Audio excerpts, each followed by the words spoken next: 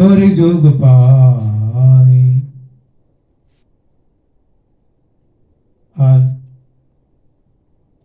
अप्रैल 29, 2024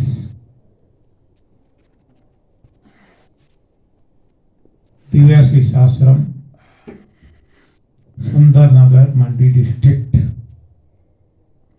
हिमाचल प्रदेश में चल रही 10 दिवसीय शिविर का तीसरा दिन, प्रथम सत्र। आप सभी का स्वागत है। 2 दिन बीत चुके हैं।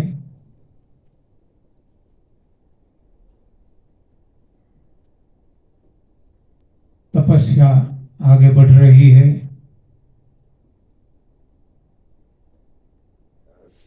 भगवान सभी को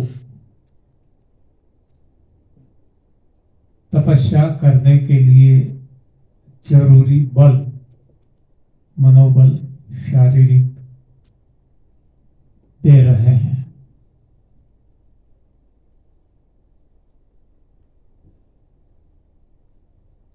इस तरीके से एक के बाद एक दिन बीतते जाएंगे, एक के बाद एक सीढ़ियां उत्तरोत्तर हम चढ़ते जाएंगे और जो हमारा लक्ष्य, हमारा गोल, हमारा ध्येय, हमारा साध्य, प्रभु प्राप्ति तक हम पहुंचने की कोशिश करेंगे। एक एक कदम चलकर हम जहां तक हो सके प्रभु के करीब पहुंचने की कोशिश करते हैं, करते रहेंगे।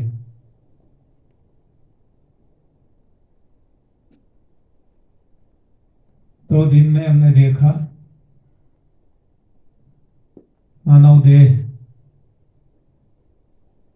जो हमें मिला है प्रभु प्राप्ति के लिए है, न ही कि पद, पैसा, प्रतिष्ठा, परिवार के पीछे पागल होकर इसको गंवा देना।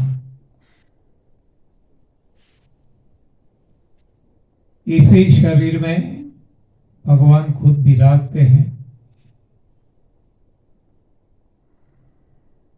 तो मंदिर है तो हमारा शरीर है।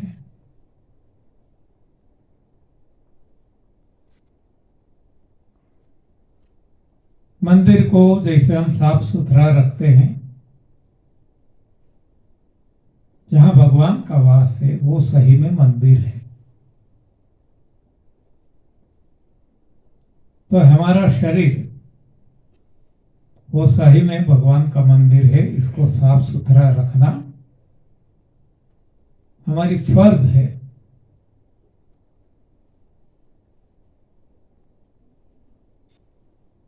तो इसको कैसे साफ रखें?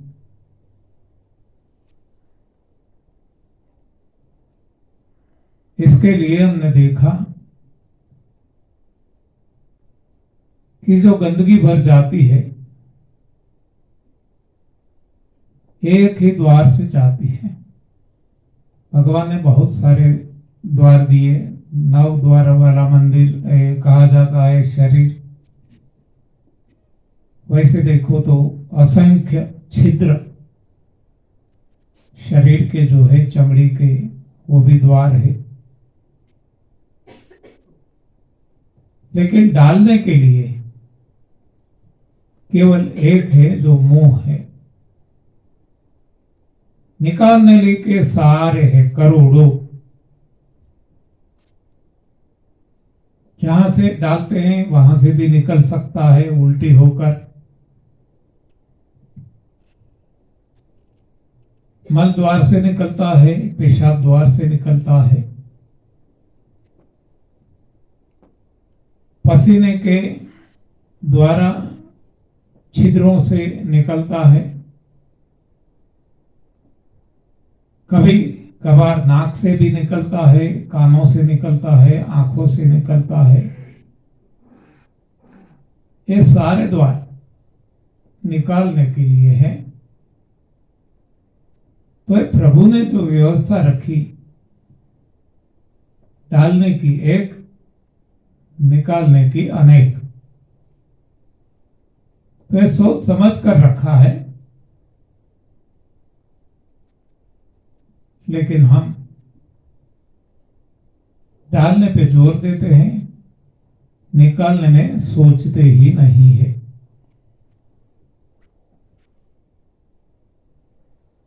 तो जब हम समझ गए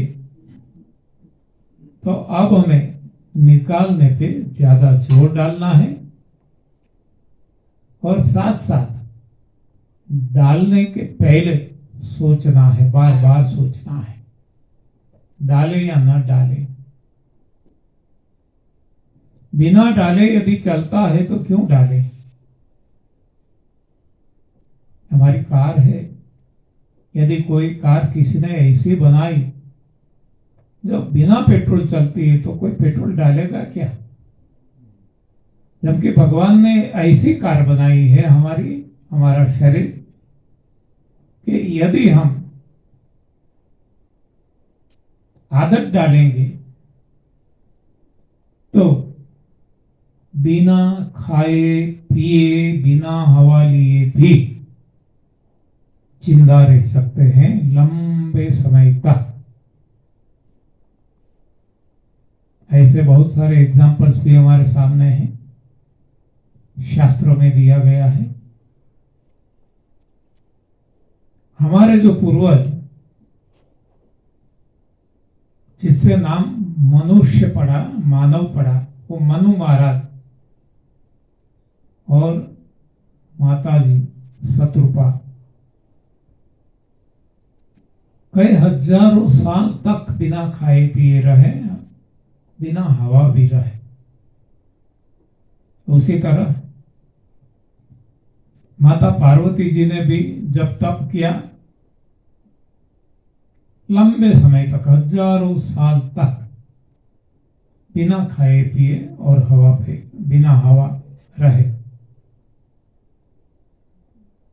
उसी तरह छोटा बच्चा ध्रुव जी, उन्होंने भी ऐसी ही तपस्या की। यानी कि हर कोई कर सकते हैं, छोटा बालक हो, माता पार्वती जी की तरह कोई युवा हो, या तो मनु शत्रुपा जी की तरह कोई बूढ़े भी हो, वृद्ध हो, हर कोई ये तपस्या कर सकते हैं, हर कोई प्रभु प्राप्ति कर सकते हैं, हर कोई बिना खाए पिए, बिना हवा रह सकते हैं। ऐसी जब हम बात करते हैं तुरंत मन में विचार आता है कि ये तो कलिकाल की बात नहीं है, सतयुग द्वापर त्रेता की है। तो कलिकाल में भी ये संभव है।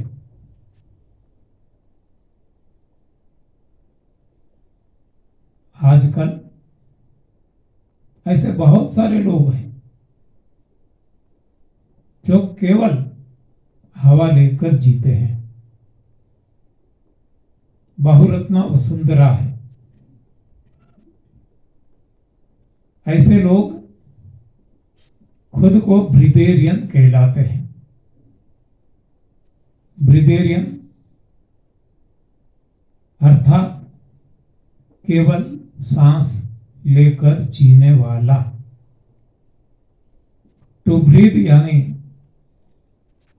सांस लेना छोड़ना। तो बिना सांस लिए छोड़े जो जीते हैं, ऐसे व्यक्ति ब्रिदेरियन कहलाते हैं। बहुत सारे ऐसे हैं। एक जो है श्रीलंका में है, किर्बी डी लेन रोले। आप गूगल सर्च करेंगे तो इंफॉर्मेशन मिल जाएगी। करीब 10 साल से वो बिना खाए पिए केवल हवा पे जी रहा है और बिस्तर में लेटा नहीं रहता, मैराथन दौड़ता है, अव्वल नंबर लाता है, एथलीट है वो, बहुत सारी गेम्स भी खेलता है, गोल्ड मेडल भी लाता है।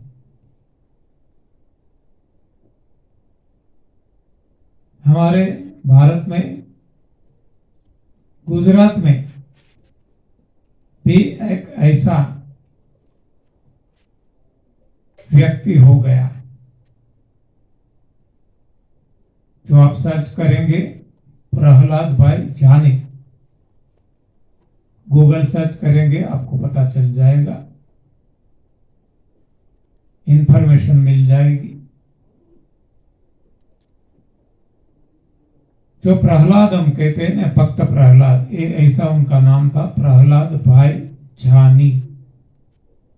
नाम से ही आपको पता चल गया होगा कि वो गुजराती है।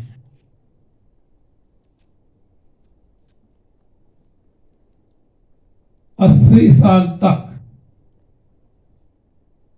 बिना खाए पिए, ओनली ऑन एयर, वो जिंदा रहे और लेटे नहीं रहे, अपना सारा कार्य करते रहे। और केवल वो कह ले हम मान ले ऐसा भी नहीं है, दुनिया ने कसौटी भी की है 2-2 बार। 100 वैज्ञानिक और डॉक्टरों ने आकर के अहमदाबाद की हॉस्पिटल में कैमरा में कैद करके जो वो चाहते थे ऐसे पैथोलॉजी टेस्ट भी किए, किडनी का टेस्ट, ब्लड टेस्ट, जो वो चाहते थे, हार्ट का, और उनको पता चला कि बात सही है, बिना खाए पिए ये व्यक्ति जी रहा है।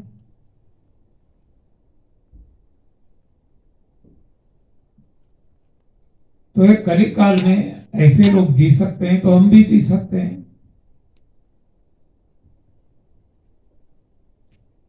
केवल जरूरी है हमारी मानसिक दृढ़ता, भगवान पे भरोसा। आसानी से जी सकते हैं, आसानी से। बहुत सारे ऐसे लोग हैं जो केवल पानी लेके भी जीते हैं। कोई है केवल नारियल पानी लेके जीते हैं। अपनी अपनी हिसाब से शरीर को ट्रेन करेंगे तो ये सब कुछ संभव है, इंसान के लिए संभव है, और सारे प्राणियों के लिए है नहीं। वो हम नहीं कह सकते क्योंकि वो तो खाते ही रहते हैं, लेकिन यदि इंसान तय करता है, दृढ़ निश्चय करता है, तो खाना पीना धीरे धीरे छोड़कर केवल हवा पे आ सकता है और हवा भी छोड़ सकता है। हवा छोड़ना यानी जो हम ले रहे हैं, नाक के द्वारा ब्रीदिंग कर रहे हैं, ये छोड़ देंगे तो भी हम जिंदा रहेंगे। अंदर डालने के 2 द्वार हो गए, एक खाने का द्वार है, एक हवा लेने का है। दोनों से बंद कर देंगे तो भी हम जिंदा रह सकते हैं और लंबा जीवन जी सकते हैं। खाने से खराबी है, जितना खाएंगे आयु कम होती जाएगी, जितना खाने का छोड़ेंगे आयु बढ़ती जाएगी। क्योंकि खाने में कष्ट है, खाने को लाना, काटना, पचाना, बचा हुआ निकालना पड़ता है। और हम बार बार खाते हैं, दिन में 2 बार 3 बार या तो ज्यादा। कोई चाय पीते रहते हैं, कोई पानी पीते रहते हैं, तो शरीर पे कष्ट है, शरीर पे बोझ है। और इस हिसाब से हमारी आयु कम होती जाती है। आप देखेंगे जितने जितने लोगों ने खाना पीना छोड़ा है, स्वेच्छा से, उनकी आयु हजारों साल, लाखों साल हो चुकी है। हमारे जो पूर्वज कहें, मनु शत्रुपा जी, उनकी आयु कुछ करोड़ में है।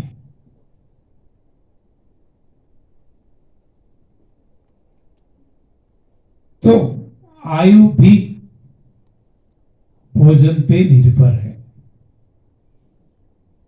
भोजन ज्यादा, आयु कम, भोजन कम, आयु ज्यादा। ये सही भोजन की बात है, डिजाइंड फूड की बात है। लेकिन जब गलत भोजन खाएंगे, जो आज सारी दुनिया खा रही है, जिसकी चर्चा हमने कल भी की थी, अनाज दालें, दूध से बनी चीजें, मांसाहार, आग पे चढ़ा हुआ, तो गलत आहार है। तो इससे रोग भी होते हैं और आयु भी कम होती है।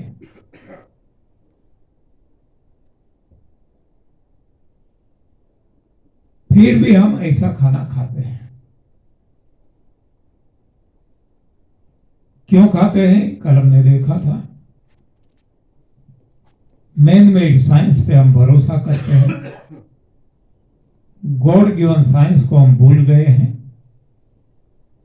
मैन मेड साइंस ने जो बताया, अनाज और दालों का इंपॉर्टेंस, अनाज से कार्बोहाइड्रेट, दालों से प्रोटीन, इसको सही मान के हम खाते हैं। मांसाहार की भी बात हमने की थी, जो हमारा भोजन है ही नहीं, लेकिन हमें बताया जाता है कि इसमें से ये मिलता है, वो मिलता है, इसको सही मानकर हम खाते हैं। आग पे चढ़ाकर खाते हैं, ये भी साइंस बताता है कि सुपाच्य हो जाता है, बैक्टीरिया मर जाते हैं। ऐसे तर्क दिए जाते हैं और इनको हम सही मान लेते हैं और खाकर खुद को खत्म करते हैं। ऐसी एक चीज जो हम खाते हैं, बहुत इंपॉर्टेंस मानव जीवन में विज्ञान के कारण मिला है, वो है दूध। दूध और दूध से बनी चीजें।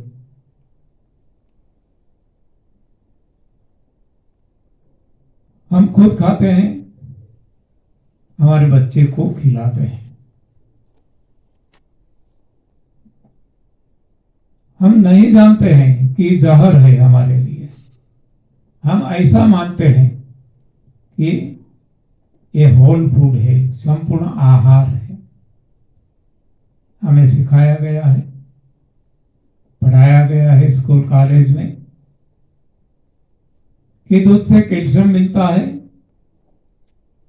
दूध से ताकत मिलती है, किलो कैलोरीज मिलती है, दूध से मसल्स बनते हैं, दूध से हड्डियां बनती है।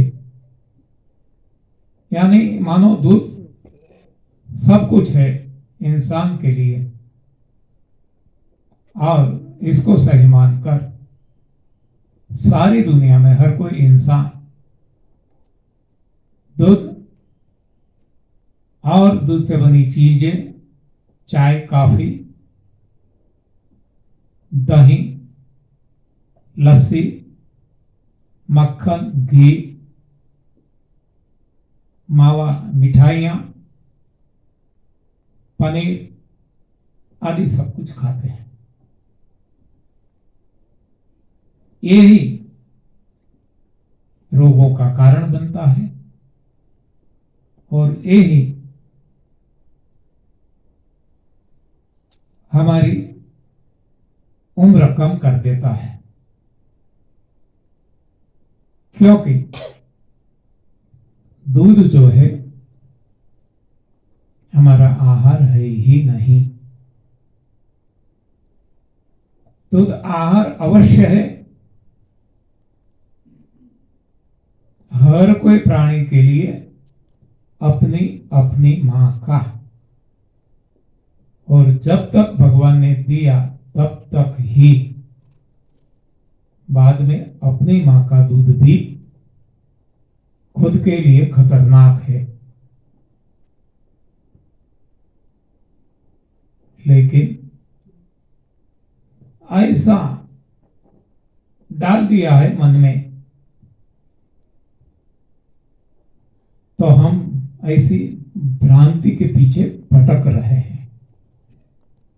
देखो, हम बार बार देखते हैं कि सारा जीवन हमारा भ्रांति के पीछे भटकने में ही जाता है, मृग की तरह, जो मृग जल के पीछे भटकता रहता है। कदम कदम पे हम देखेंगे तो हम भ्रांति में भटक रहे हैं, और इसके पीछे मैं बार बार बताता हूं, और कोई नहीं लेकिन मैन मेड साइंस ही जिम्मेवार है। तो दूध के बारे में थोड़ी चर्चा करेंगे। दूध दिया है भगवान ने, हमें जन्म दिया है भी भगवान ने। हमारी जरूरत के अनुसार भगवान सब कुछ देते हैं। जब हमारा जन्म होता है तब भगवान माता के शरीर के द्वारा हमारा भोजन एक प्रवाही के रूप में, लिक्विड के फॉर्म में हमें पहुंचाते हैं, जिसका नाम हमने दूध दिया, जिसका रंग सफेद है। ये नाम हमने दिया है।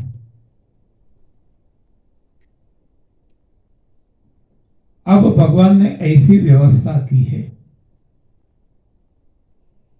कि डायरेक्ट हमारे शरीर में जाए। हाँ, मां के स्तन बालक अपने मुंह में ले लेता है और दूध चूस लेता है, और मां भी प्रसन्नता से अपने बच्चे को दूध पिलाती है। तो ये दूध बच्चे के लिए अमृत है, बच्चे के लिए जीवन दान देने वाला है, बच्चे के लिए यह संपूर्ण आहार है।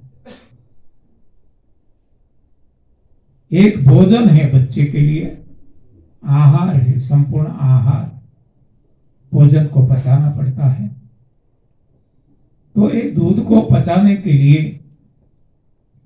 भगवान ने बच्चे के शरीर में केमिकल फैक्ट्री लगा देते हैं, जो दूध को पचा सके, और केवल दूध में से शरीर के लिए जरूरी पांचों तत्व पृथ्वी, जल, अग्नि, वायु, आकाश, ये बच्चे के शरीर को मिलता रहे। ये भगवान की हुई व्यवस्था है। हम सब देखते हैं कि जब तक स्त्री को बच्चा नहीं होता तब तक दूध नहीं आता है। जैसे ही बच्चे को जन्म देती है भगवान वहीं भी दूध की फैक्ट्री लगा देते हैं, दूध शुरू कर देते हैं, दूध का प्रोडक्शन। जैसे ही दूध की आवश्यकता खत्म होने को है बच्चे को भगवान दांत दे देते हैं, और जैसे दांत सक्षम हो जाते हैं अब मां का दूध बंद कर दिया जाता है। ये सारी क्रिया करते हैं भगवान। कोई विज्ञान नहीं करता, कोई डॉक्टर नहीं करता, कोई केमिस्ट नहीं करता, और कोई नहीं कर सकते, ये भगवान ही करते हैं। तो ये भगवान के नियम को हमें आदर देना चाहिए। भगवान ने दूध दिया तब तक दूध पिया, भगवान ने दूध बंद कर दिया तो अब हमें भी दूध पीना बंद करना चाहिए, लेकिन हम करते नहीं हैं। वो भगवान का निरादर है। और रामचरितमानस में बताया गया है कि बहु रोग वियोग नहीं लोग है, बहु रोग वियोग नहीं लोग है, बहुदंगी निरादर के फल एक। देखो कितना स्पष्ट बता दिया है। रोग वियोग का कारण क्या है? भगवान का निरादर करना है। जेहि विधि राखे राम वेही विधि रहियो, हम कहते हैं, नाचते हैं, कूदते हैं, लेकिन सही में ऐसा नहीं करते। सही में हम भगवान का निरादर हर कदम पे करते हैं। ये तो केवल दूध की बात हम करते हैं, लेकिन कदम कदम पे हम भगवान का निरादर करते हैं, तो इसका दंड भुगतना ही पड़ेगा। और जो शारीरिक स्तर पर वो दंड है वो रोग है।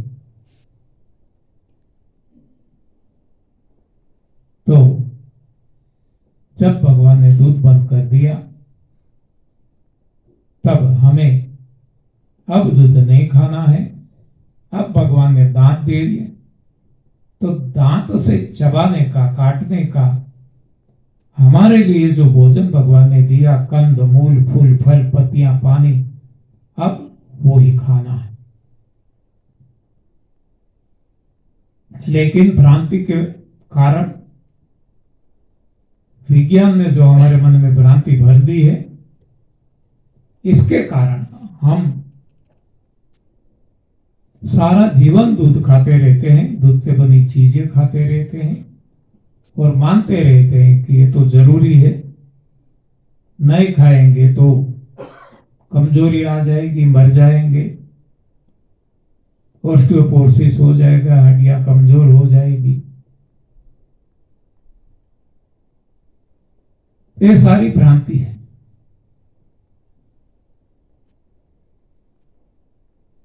सही में देखा जाए तो अन्य प्राणियों को भी भगवान ने दूध दिया है अपने बच्चों के लिए। जिस चीज को दिया, गाय भैंस भेड़ बकरियां हाथनी शेरनी, जिसको भी दिया, हर किसी का बच्चा जब तक भगवान ने दूध दिया दूध पीते हैं, और जैसे ही भगवान दूध बंद कर देते हैं माता का, वो और किसी का दूध नहीं पीते। बच्चे नहीं पीते हैं और मां भी नहीं पिलाती है। किसी ने देखा सारी सृष्टि में कहीं भी कि कोई भी मां, चाहे गाय हो, भैंस हो, भेड़ बकरियां हो, शेरनी हो, कोई भी, कि जिसने अपने बच्चे को बलात् दूध पिलाया, जबरदस्ती दूध पिलाया। और हम देखते हैं ये घर घर की कहानी है। सारी दुनिया में शायद कोई भी मां ऐसी नहीं मिलेगी इंसान में जो अपने बच्चे को बलात् दूध न पिलाती हो, जबरदस्ती दूध न पिलाती हो। आप सभी का अनुभव होगा और सारी दुनिया में यह है, क्योंकि भ्रांति भर दी गई हमारे मन में विज्ञान के द्वारा, तो हम भटक गए हैं। हम तो दूध पी पी कर हमारा शरीर खत्म करते हैं, लेकिन हमारे बच्चे का शरीर भी हम बचपन से ही खत्म करने में लगे रहते हैं।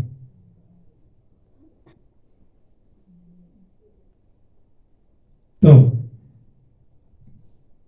अब जब पता चल जाएगा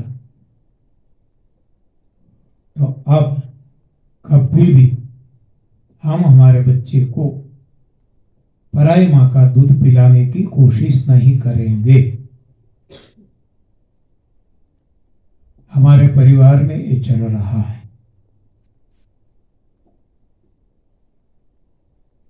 हमारे परिवार में जब से हमें ये समझ में आया,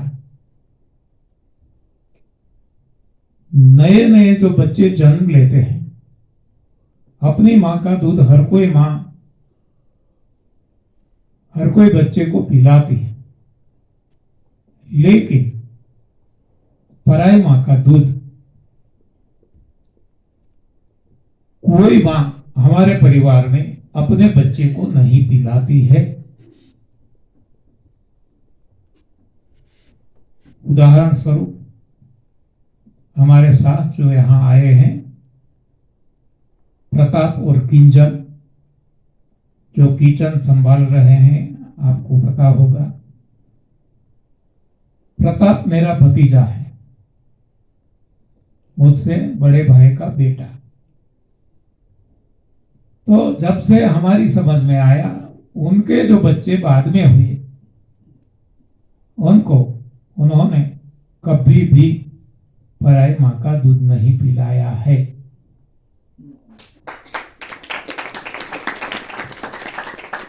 ऐसे बहुत सारे बच्चे हमारे परिवार में जो पैदा हुए, आज कॉलेज में पढ़ रहे हैं। ये प्रताप का लड़का भी कॉलेज में है। एक बार भी डॉक्टर के पास जाना नहीं पड़ा है, एक बार भी कॉलेज में आ गया भी। और वाकई हमें पता है कि बच्चे को बार बार डॉक्टर के पास लेके जाना पड़ता है। डॉक्टर भी दवाइयां देते रहते हैं, हम दवाइयां देते रहते हैं, दूध देते रहते हैं, और वैसे ही कष्टदायक जीवन और कष्टदायक मौत हम हमारे बच्चे को भी दे रहे हैं। दूध मैं भी बहुत पीता था, क्योंकि मैं भी पढ़ा लिखा ऐसा ही पढ़ा था। मेरे मन में भी ऐसी ही भ्रांतियां थी, और मैं किसान का बेटा, देहाती छोटे गांव में मेरा जन्म हुआ, और किसान के मन में तो ऐसा एक भ्रम है ही कि हम बहुत श्रम करते हैं, शारीरिक श्रम करते हैं, ताकत का काम करते हैं, तो हमें जहां से ज्यादा ताकत मिले, शक्ति मिले, कैलोरी मिले, ऐसा भोजन तो हमें खाना चाहिए। इसलिए ज्यादातर हर कोई इंसान अपने घर पे गाय, भैंस, बकरी ऐसे प्राणी, दूध देने वाले प्राणी पालते हैं, रखते हैं। हम भी रखते थे, खुद पीते हैं, अपने बच्चों को पिलाते हैं। मैं भी पीता था।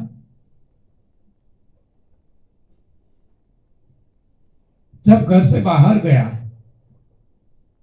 पढ़ने के लिए,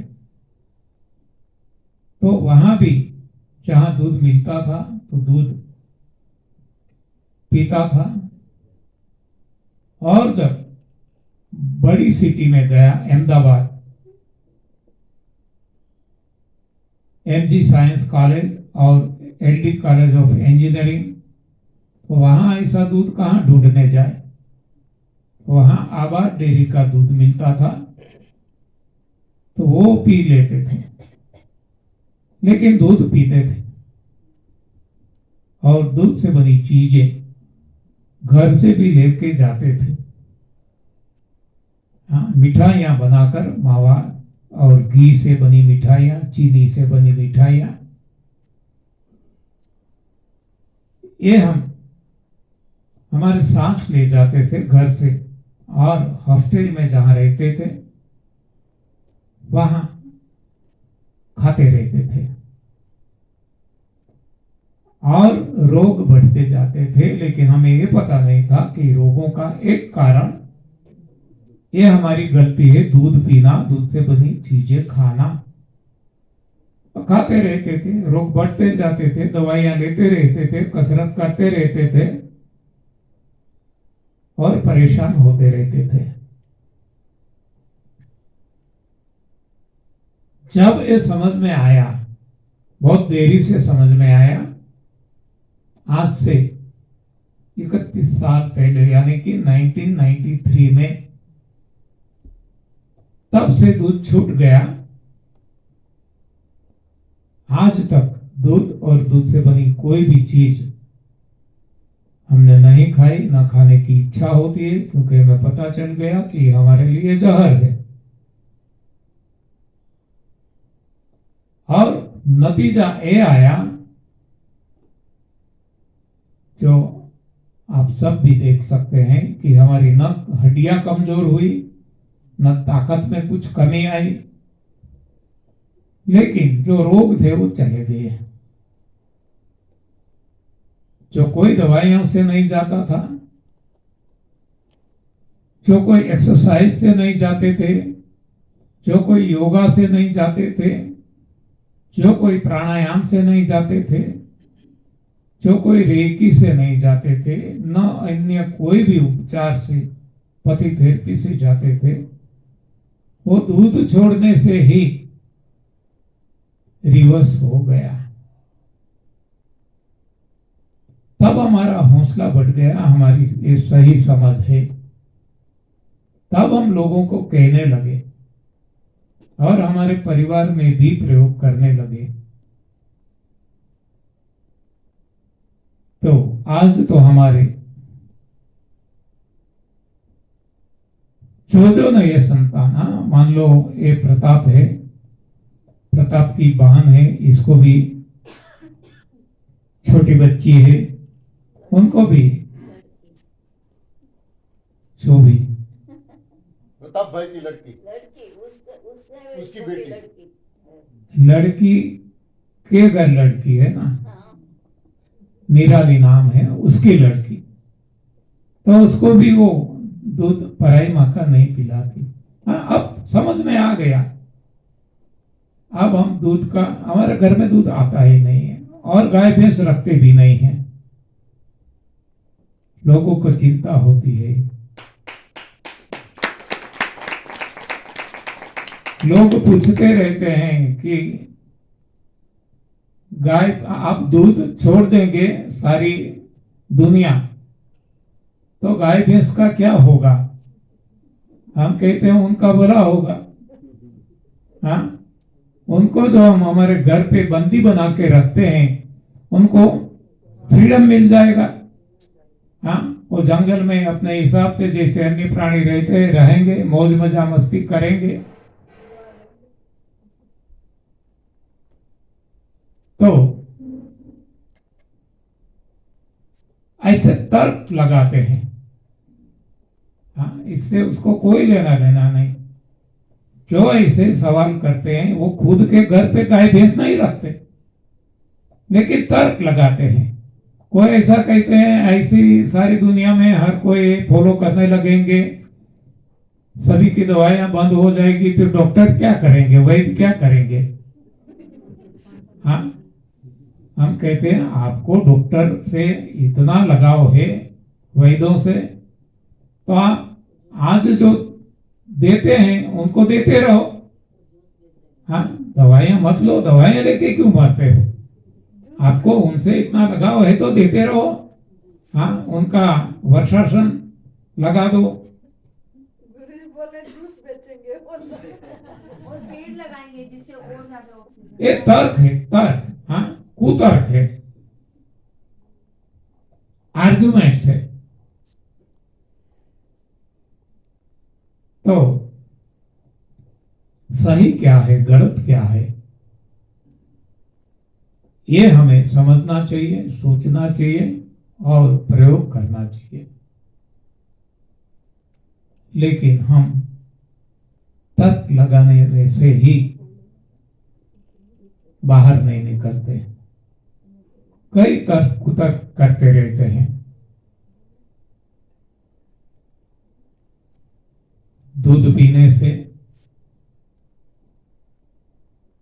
वात, पित्त, कफ बनते हैं। और हम सब जानते हैं कि वात, पित्त और कफ दुनिया में जितने भी रोग हैं उनका कारण जो है वात, पित्त, कफ है। लेकिन हम जानते नहीं, हम तो ऐसा ही मानते हैं कि दूध से सब कुछ है, दूध संपूर्ण आहार है, दूध जरूरी है, पीते रहते हैं।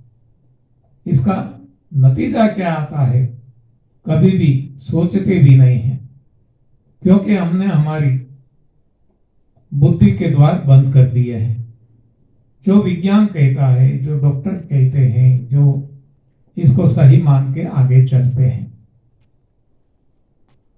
तो ये आज हमारी हालत है। हमको भी भगवान ने बुद्धि दी है, हमें भी सोचना चाहिए, लेकिन हमारी मति मारी गई है, हम सोचते ही नहीं है। दूध से वात, पित्त, कफ समझना है तो कैसे समझे। देखो, जिसमें वात यानी वायु, यानी जिसको हम केमिस्ट्री या फिजिक्स में एयर या तो एयर वॉइड्स कहते हैं, एयर वॉइड्स।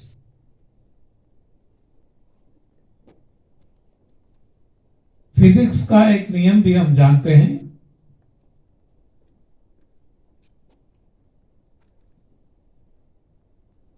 कि हर कोई पदार्थ, हाँ, सम एक्सेप्शन वहीं भी है, एक्सेप्शन को हटा दे, अपवाद, तो हर कोई पदार्थ गर्म करने से एक्सपांड होता है, फूलता है, कद बढ़ता है, वॉल्यूम बढ़ता है।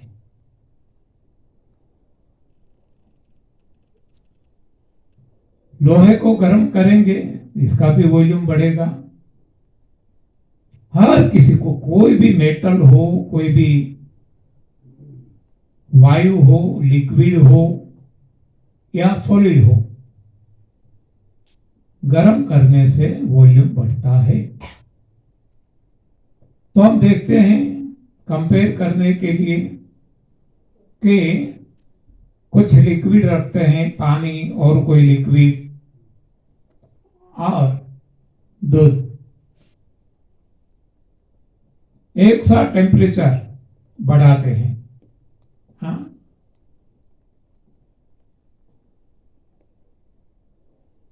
हम देखेंगे पानी का वॉल्यूम भी बढ़ता है, जितना लेवल है इससे ऊपर आता है, दूध का भी बढ़ता है। लेकिन जैसे जैसे टेम्परेचर बढ़ता जाता है, दूध बर्तन से बाहर आने लगता है, पानी नहीं आएगा। आधा आधा भरा है, पानी बाहर नहीं आएगा, दूध आएगा। और तब तक आएगा जब तक दूध है। तो ये यहां हमें पता चलता है कि एयर वॉइड्स हर कोई मेटल में, हर कोई लिक्विड में, हर कोई गैसियस पदार्थ में एयर वॉइड्स तो है ही, लेकिन लिक्विड में पानी से ज्यादा दूध में एयर वॉइड्स है, क्योंकि इसका वॉल्यूम कई गुना ज्यादा बढ़ता है। तो ये है दूध में गैस का होना, इसका प्रमाण। यानी कि दूध में गैस है, जो दूध खाएगा इसको एक गैसियस प्रॉब्लम्स होंगे होंगे होंगे। बाद में हम गैसियोल क्या ऐसे कुछ कहते हैं ना, एक्सपर्ट गैसियोलॉजिस्ट, ऐसा कुछ नाम बहुत सारे ऐसे एक्सपर्ट हमने बना दिए हैं। हाँ, लेकिन वो कुछ नहीं कर पाएगा। खुद को भी होगा, खुद के परिवार को भी होगा, दवाइयां देते रहेंगे और मारते रहेंगे, और कुछ नहीं है। अब देखते हैं पित्त, एसिड।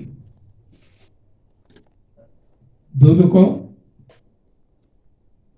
ऐसे ही रखते हैं, चाहे उबला हुआ हो चाहे न उबाला हुआ हो। समय जाते वो फट जाएगा। सॉलिड पोर्शन अलग रह जाएगा, पानी जैसा लिक्विड पोर्शन अलग हो जाएगा। दोनों को टेस्ट करेंगे, चखेंगे, दोनों खट्टे होंगे। ये एसिड है जो खट्टा है, यानी कि दूध में एसिड है। दूध जो पिएगा, दूध से बनी चीजें खाएगा, उनको एसिडिटी अवश्य होगी होगी होगी और होगी। लेकिन यहां भी हम भ्रांति में फंसे हुए हैं। जिसको एसिडिटी होती है उनको हम दूध पिलाते हैं और ऐसा मानते हैं कि दूध पीने से एसिडिटी शांत हो जाती है। हाँ, ये सारी भ्रमणा है। उसको पानी पिलाते हैं, पानी भी पिलाते हैं, ठंडे दूध से कुछ होता है।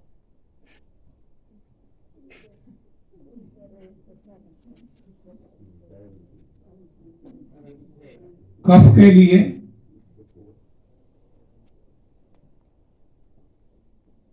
दूध आप देखना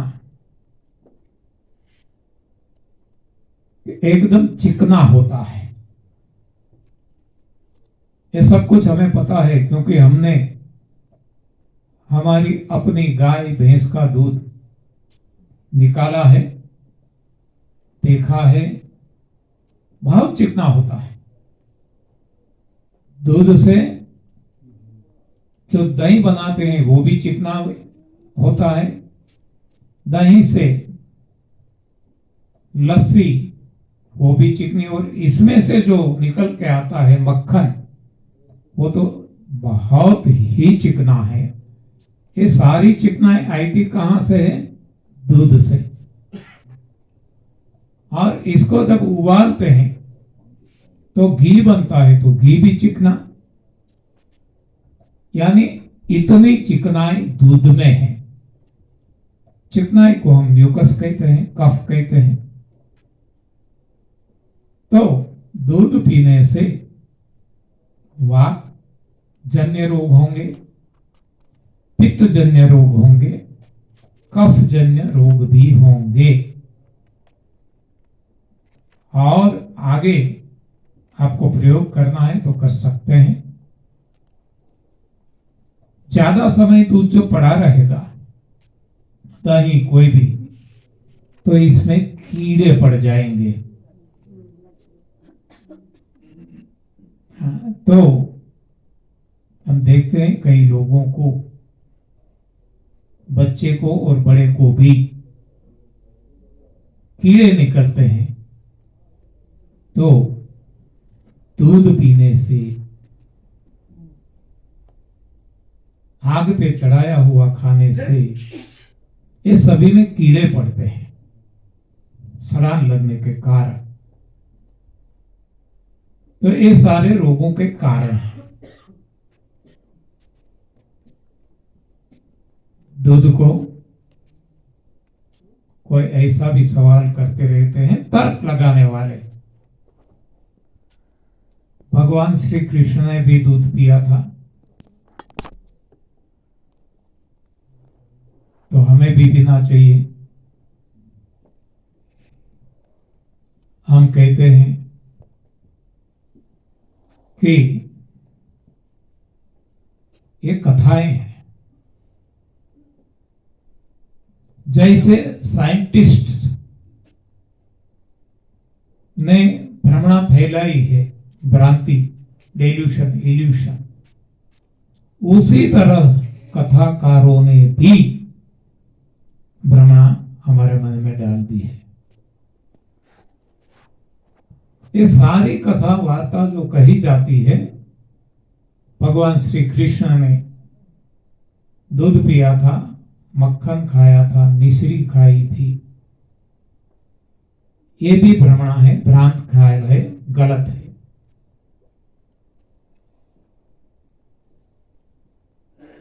केवल कथा अपने मन की नीपज है और कुछ नहीं है, और आगू से चली आती है। हर कोई कहते रहते हैं, कहता भी दीवाना, सुनता भी दीवाना। हम सुनते रहते हैं, सही मानते हैं।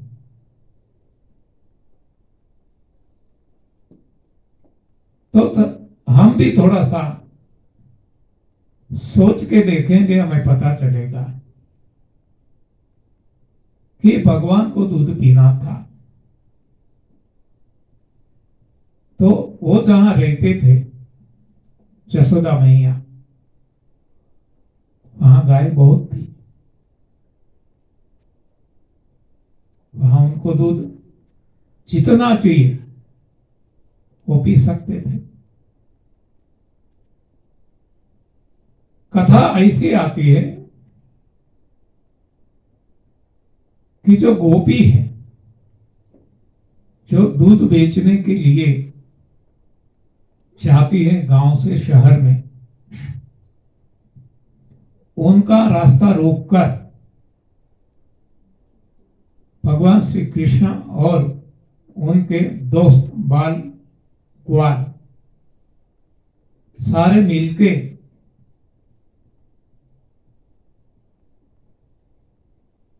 दूध मांगते हैं।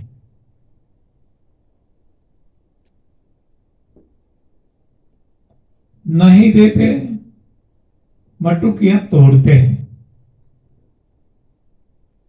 हाँ, ऐसी कृष्ण लीला बताई जाती है। सही में देखे तो उनको ऐसी कोई जरूरत नहीं है। और दूसरा कि पीना ही है, और यदि मांग लेते तो गोपी भाव, गोपी गीत, हाँ, गोपी का प्रेम, वो भी कथा में वो कहते हैं इतनी वो भगवान के प्रेम में लीन थी, पागल थी, कि जो भी भगवान कहे प्राण, तो प्राण देने को तैयार थे। तो ये दूध नहीं देती क्या? तो फिर मटुकियां तोड़ने की जरूरत ही कहां? हम एक तर्क ये भी लगा ले कि मान लो जो दूध बेचने के लिए जाती है, व्यापार करते हैं, उनको धन का महत्व होता है मन में, नहीं भी देती। जैसे व्यापारी हम कहते हैं ना, वो व्यापारी किसी का भरोसा नहीं करता, अपनी बहन है, माँ बाप है, सभी से पैसा मांगेंगे, पैसा दो तो माल मिलेगा। तो उसी तरह हम यहाँ भी मान ले कि गोपियों ने पैसा मांगा होगा और भगवान ने नहीं दिया होगा, तो दूसरा रास्ता क्या हो सकता है? लूट लेना। हाँ, उनके साथ पाल पे थे ही, लूट सकते थे और मटुकी लेकर दूध पी सकते थे। लेकिन ये भी नहीं बताया, ऐसा भी नहीं किया। और किया क्या? मटुकियां तोड़ी। तो तोड़ने से मुंह में दूध आ जाता है, पेट में दूध आ जाता है क्या? और फिर भी हम मान लेते हैं, हाँ, जो कथाकार कहते हैं, डोलते रहते हैं, मानते हैं, आओ।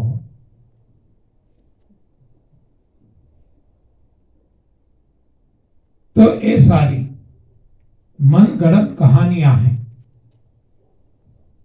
मटुकियां तोड़ने से पेट में दूध नहीं जा सकता। उसी तरह भगवान ने घर घर जाके मटुकियां तोड़ी है, जो छत पे लगाते थे, जिसमें मक्खन रखते थे।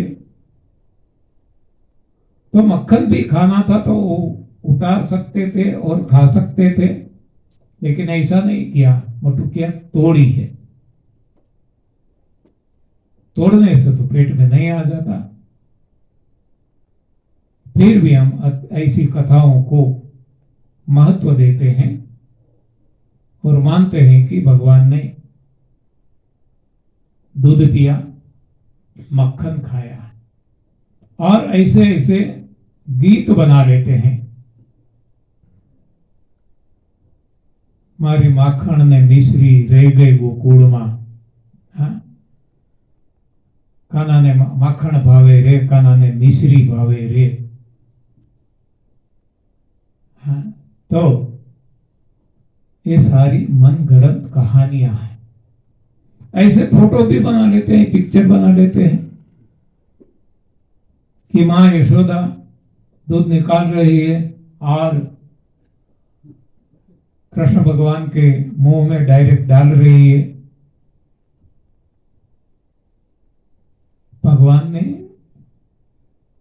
मेरी समझ के अनुसार मैं बताता हूं कि भगवान श्री कृष्ण ने लोगों को उपदेश दिया है कि ये जो दूध है, ये गायों को या हर कोई मां को भगवान ने दिया है अपने अपने बच्चे के लिए, न कि इसका व्यापार करना है।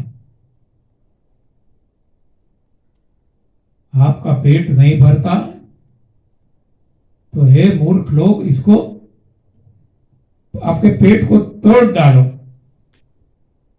तो ये बटुकियां तोड़कर भगवान ने हमें, इंसान को, एक ऐसा आदेश दिया, उपदेश दिया कि हमारे लिए नहीं है, जिसके लिए है उनको पीने दो।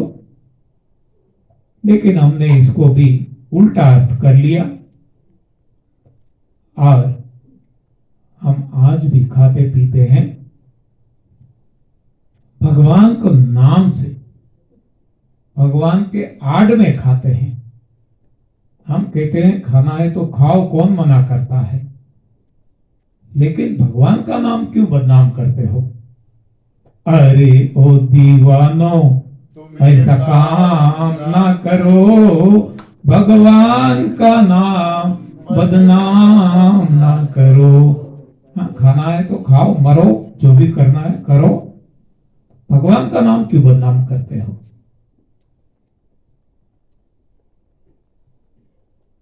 तर्क जो है, क्योंकि भगवान हमने भी नहीं देखे, कथाकारों ने भी नहीं देखे, आपने भी नहीं देखे,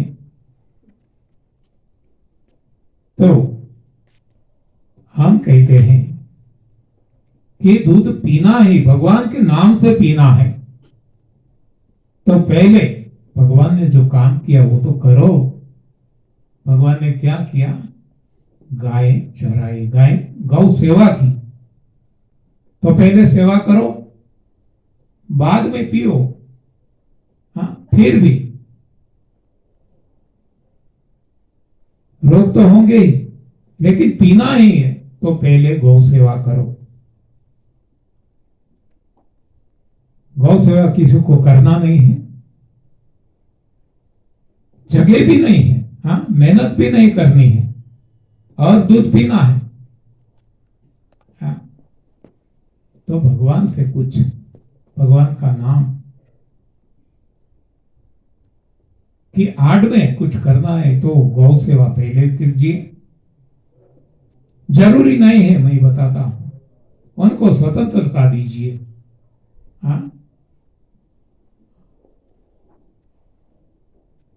दूध पीना है, गाय भैंस दूध देने वाले कोई प्राणी अपने घर पे रखना नहीं है, हर किसी को पीना है। आज 140 करोड़ की हमारी आबादी है भारत की। केवल एक दिन का 1 लीटर एक व्यक्ति के लिए लगाए तो 140 करोड़ लीटर डेली दूध चाहिए, और दूध देने वाले प्राणी तो कोई रखते नहीं है।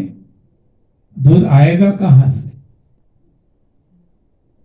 तो हम सब जानते हैं फैक्ट्री में दूध बनता है, केमिकल से दूध बनता है, खाद से दूध बनता है, डीएपी, यूरिया और नाना प्रकार के क्या क्या वो इसमें से बनाते हैं, क्या पता। और फिर भी ऐसा जानते हुए भी हम दूध पीते हैं। हाँ, गाय भैंस का पीते, इससे तो रोग होते, लेकिन ये केमिकल से बनाते तो रोग और ज्यादा बढ़ जाते हैं, और बढ़ गए हैं, हम देखते हैं। पहले इतना कैंसर नहीं था, पहले इतना डायबिटीज, बीपी, एसिडिटी सब कुछ नहीं था, और आज कितना घर घर पहुंच गया है। तो इसके पीछे हमारा गलत आहार, केमिकल से बनाया हुआ न केवल दूध, साथ साथ में जो कुछ हम खा रहे हैं, फल, सलाद, सब्जियां, मिलेट, अनाज, दालें, सब कुछ केमिकल से ही बनाते हैं, पेस्टिसाइड डालते हैं। तो फिर हम कैसे निरोग रह सकते हैं? सोचते नहीं, सोचेंगे तो कुछ रास्ता निकलेगा, लेकिन सोचना ही बंद कर दिया है। तो अनेक तरीके से हम ये समझ सकते हैं कि दूध किसी का भोजन नहीं है, केवल बच्चों का है। जब तक भगवान ने माता को वो पर्टिकुलर बच्चे के लिए दिया। मान लो जब मेरा जन्म हुआ, मेरी माता को भगवान ने जो दूध दिया, तो उसी वक्त वो दूध मेरे लिए था। लेकिन मेरे बाद में जो मेरी माता ने दूसरे बच्चे को जन्म दिया, और तब जो फिर से दूध आया, वो दूध अब मेरी माँ का ही है, फिर भी इस पे मेरा अधिकार नहीं है, वो दूसरे संतान के लिए है। एक छोटे भाई या बहन के लिए है तो ये इतना सरल सहज आसान है समझना, फिर भी दुनिया नहीं समझ रही है और दूध की डेयरी बनाते हैं, मिक्स करते हैं, स्टोर करते हैं और ऐसा दूध पिलाते हैं और कहते हैं दूध पीता है इंडिया। हाँ, जहर पीता है इंडिया, जहर पीती है दुनिया। हाँ, ये जब समझ में आएगा अपने आप जीवन में बदलाव आएगा। हर किसी के भाग्य में ये नहीं है, धीरे धीरे आएगा, लेकिन भगवान ने चाहा तो अवश्य ऐसा बदलाव आएगा। धन्यवाद, आभार, प्रणाम।